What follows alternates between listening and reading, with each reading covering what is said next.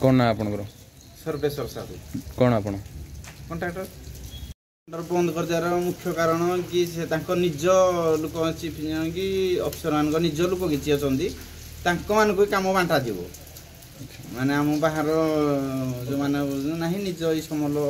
local लोक से मैंने काम करेंगे बोली समल कौन पर्यटन लोक मैंने लोकाल लोक काम करेंगे बोली काम दिग बातिल कराला कौन क्षति है आपनकर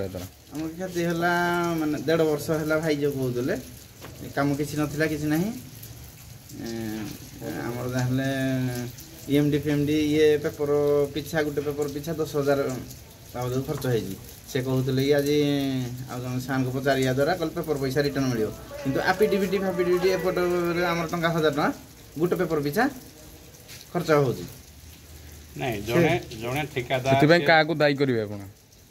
गवर्नमेंट को दायी करूँ मु बुद्धदेव बहादुर समल बैरेज डेजिग्नेशन कंट्राक्टर पत्र देले आमर ये दाबी पत्र थिला कि 5 सेप्टेम्बर 2025 रे आमर समल मुख्य जंत्री इरिगेशन ऑफिस रु 3टी टेंडर बाहर थिला ताकू 5 तारिख रु 15 तारिख 2025 पर्यंत रखिथिले कौन कहा चापरे पुणी 25 तारिख रु 22 तारिख पर्यंत एक्सटेंशन करदेले किंतु हठात 22 तारिख दिन 2टा रु 3टा भितर टेंडर को कैंसल करदेले जोटा कि आम ठिकादार संस्था